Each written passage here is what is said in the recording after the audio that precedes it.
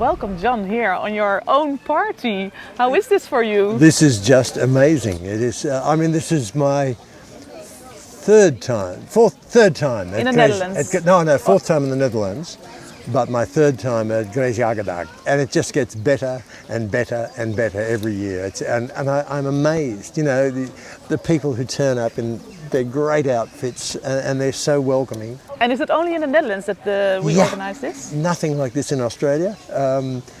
You guys are such enthusiasts.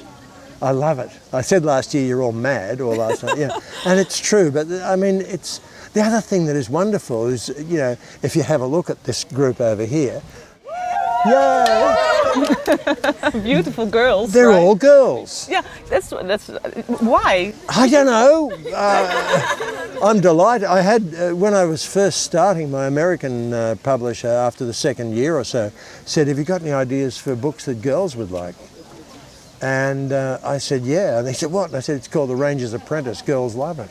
And I think girls come into it at a little bit of a later age than boys. They like the romance of it. A lot of them like Gillan, the handsome young ranger. He's very tall and handsome, but I think they like that side of it.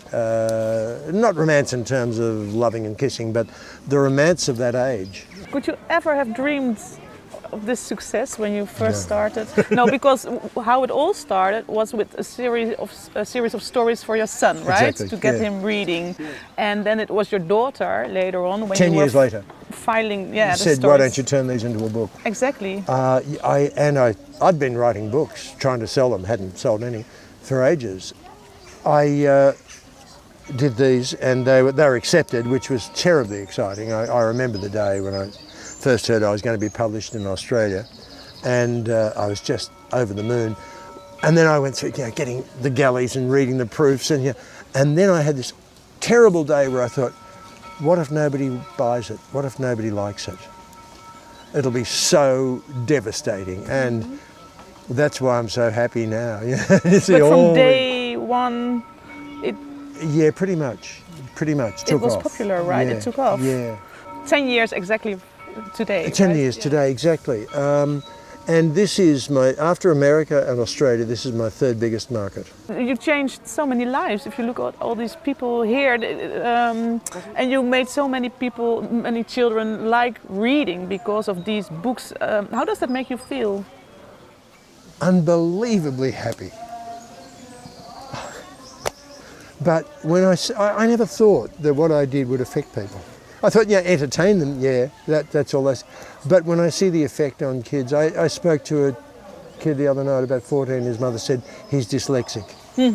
But because he enjoys your story so much, he's pushed through the barrier and now he can read. And I said, "Can you read other books or just me?" He said, "No, I can read all books now." And What is the secret then? I think part of it is that when I first started writing, I wasn't consciously writing for children. So I don't speak down to them.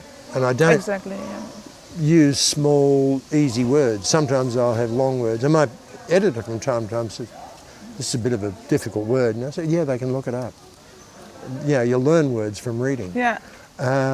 So I think that's part of it. I think another part is I don't tend to get bogged down in long descriptive passages. I like to keep the action moving. So they're not banks and banks of hard text to get through, They move fast, they're funny, they're exciting, they're sad. You worked for 20 years in advertising as well, and you learned the word economy. Yes, you can't waste words in an ad. You've got, in a commercial, you've got 60 seconds to make your point. So you learn how to structure a story. Exactly. And I still use the basic principles of film and television to structure my books. And why did you choose for the medieval times?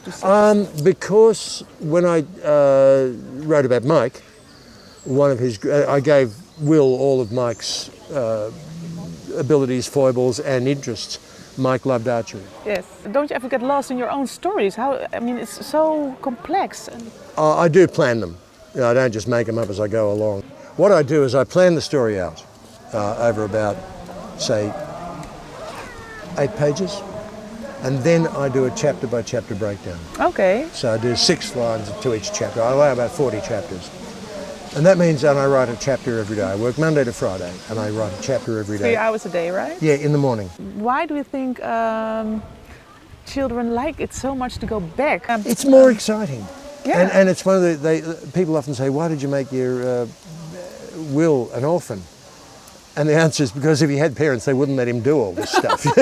And there's a lot of orphans in children's literature. For that reason, he'd never be allowed to get away with that. How has your work, it's a question you've been asked a zillion times probably, but how has your work evolved since you started? What do you know now that I didn't know then? Yeah. I think what I know now is there's a lot of people like these books. I think what I've realised is after all those years of advertising and television and earlier as a kid writing, I think I've learnt my trade. I think I'm a good writer. I don't think I write great literature, but I think I write great entertainment. It was the first really good book signing I'd done. A lot of people turned up. This woman came up with the 4 books, put them down on the table and promptly burst into tears. And I said, what's the matter? And she said, I just want to thank you because my son didn't read and your books have made him start reading. And now all his school marks have improved. And she started crying, so I started crying. Aww. And I go, no, we should be happy, we should be happy.